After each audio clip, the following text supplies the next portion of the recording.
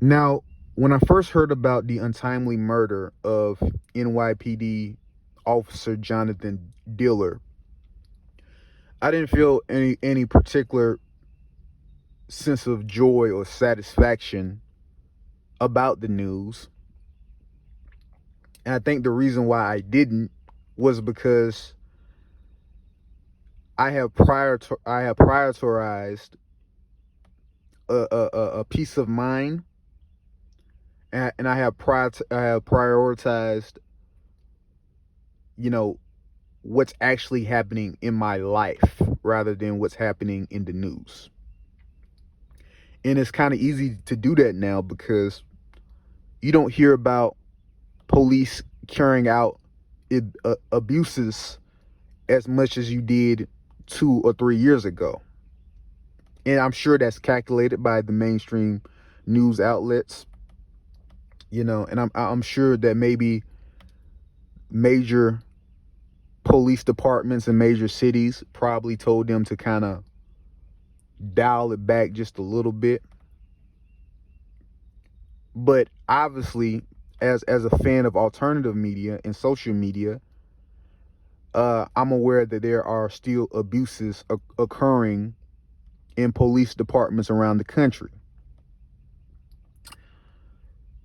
But it's not as in my face anymore. So essentially, I have no excuse as to not have a peace of mind. But what got me thinking was the Israel and Palestinian conflict. And I started thinking about, you know, if all these people are terrorists, why aren't they fighting back?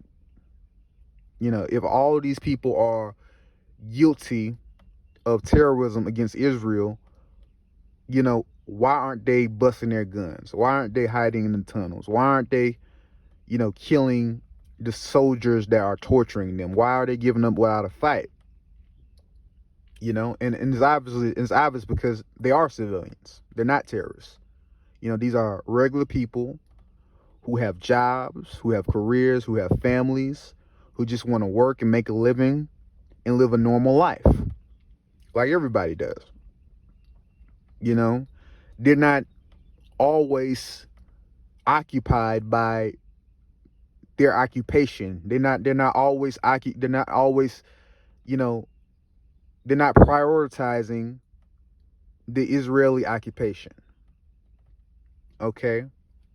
They only worry about that when they have to, because they would never have a peace of mind if they did. But see, when you put things off, when you don't plan for things will possibly occur,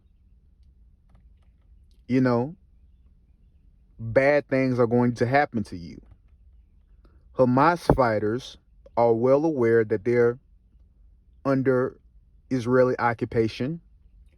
They're they're they're well aware that Israel is brutal to people who are Palestinian. And they will never get caught off guard by any mistreatment dished out by Israel. They will always be prepared for the worst. Now you can say, well, they caused it. They knew. But Israel was already engaging in human rights violations before October 7th. And,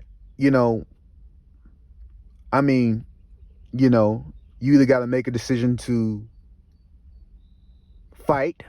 You got to make a calculated decision to fight. I don't want to get caught up in this, but caught up in that war. The point I'm trying to make is, I was wondering, like, how these people not ready for Israel to attack. They knew it had to occur. And I realized the same can apply to somebody like me, because I know that the American police officer has not learned their lesson, and they will be back to carrying out abuses, whether it's portrayed in the media or not. It's only a matter of time. So it got me thinking about Officer Jonathan Diller, And then I started to think about the past injustices done by the NYPD that haven't been answered for. And one of these abuses, well, not abuses, but murders, was the murder of 18-year-old Ramarley Graham by the NYPD pig, Richard Haste. The NYPD had claimed that they saw Ramarley Graham adjusting his belt in a way that made them think that he had a gun. They claimed that they tried to detain him to ascertain whether he had a gun or not, and he got into a scuffle with them, that he fought with them and then ran off. And they had to chase him down in a foot chase that led to his grandmother's house, and they had to end up busting into his grandmother's house, and they had to shoot him dead. Well, let's start with the first lie. The first lie is they said that there was a foot chase. Surveillance footage shows Ramarley Graham walking very casually to his grandmother's house. Okay? Very calmly and very casually. So, obviously, there was no foot chase. They're lying. And I don't believe that there was a scuffle. There's no evidence to back up their claims that there was a scuffle between Graham and the NYPD officers. But we know for sure that there wasn't a foot chase. Now, the fat version, Richard Haste, waddled his way into Graham's grandmother's house and shot Graham dead in front of his grandmother. Now, if that's not bad enough, when the charges was dropped against the pig, Richard Haste, a whole crowd of NYPD officers stood outside the courthouse and started clapping for him as if he was a fucking World War II hero. When I remembered that incident, the clapping in particular, that's what made me want to say, I'm glad Jonathan Diller was killed. I am glad he's no longer with us, and I applaud Guy Rivera for taking him out.